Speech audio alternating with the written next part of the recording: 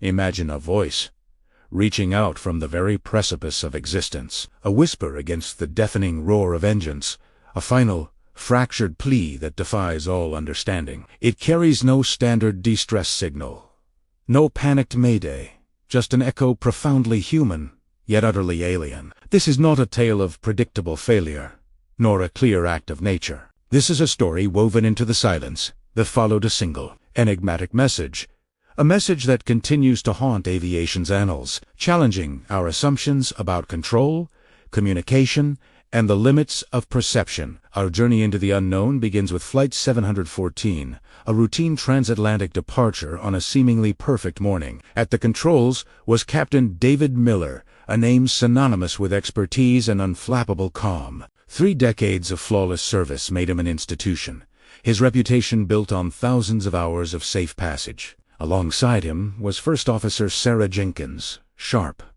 meticulous, a rising star. The aircraft, a cutting-edge jetliner, had just undergone rigorous maintenance. Every system green, every diagnostic nominal. The weather was idyllic, clear skies stretching endlessly above the Atlantic, promising a smooth, uneventful passage. Nothing, absolutely nothing, suggested the impending mystery.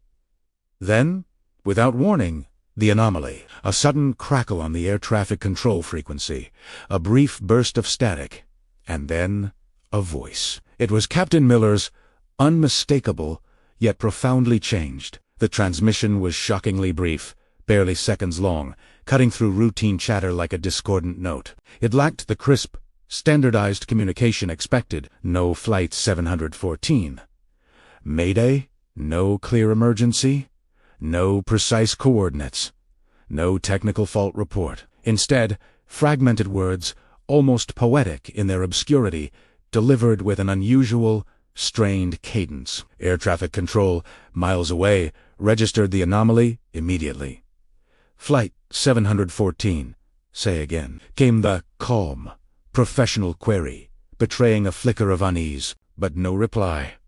Only silence, a profound, echoing silence that would soon become absolute, swallowing the aircraft whole. The immediate investigation plunged into every detail. Captain Miller's personal and professional life was scrutinized. His flight history revealed not a single incident, no disciplinary actions, no signs of stress. First Officer Jenkins's record was equally pristine. The aircraft's maintenance logs were flawless. Sensors and diagnostic systems showed no major technical faults, no pre-existing conditions. This wasn't a case of known vulnerabilities or predictable failures. This was a blank slate, suddenly marred by an ink blot of the unknown.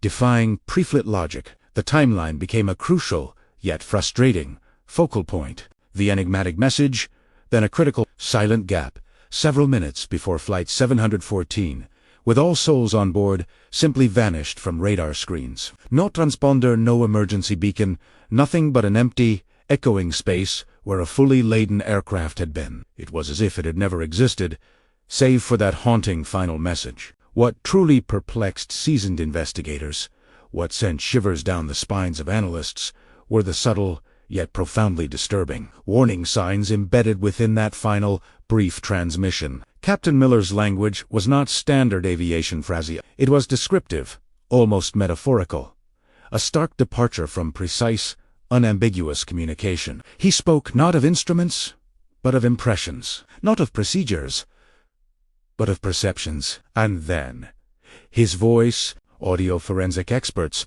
analyzed every nuance. It wasn't panic, nor calm reporting of failure. It carried an unusual quality, strained urgency.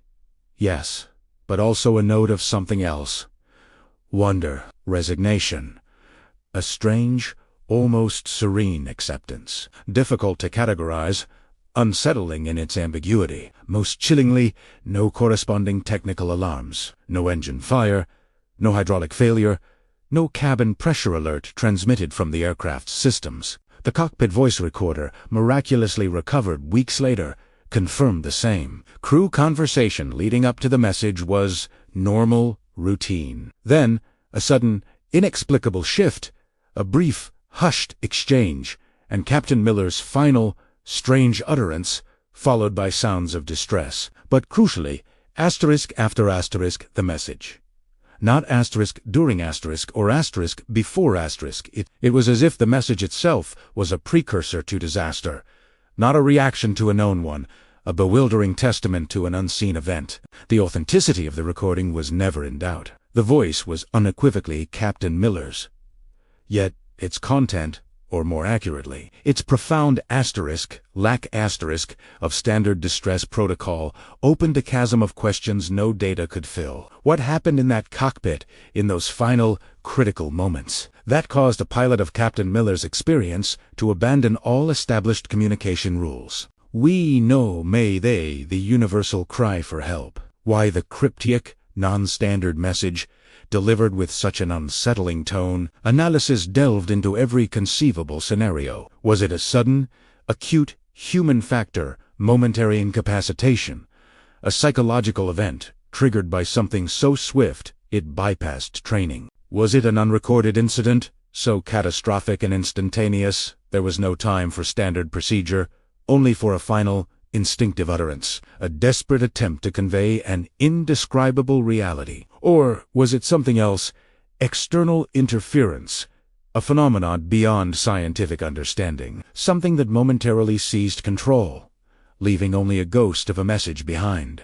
The answers remained elusive, dancing just beyond logic and evidence, leaving only a profound sense of incompleteness. The official investigation into Flight 714 concluded years ago, yet it left behind no definitive answers, only a persistent, chilling echo of that final, enigmatic message. The meticulously gathered data, though vast, remained incomplete, a puzzle with crucial, irreplaceable pieces missing. We understood the what.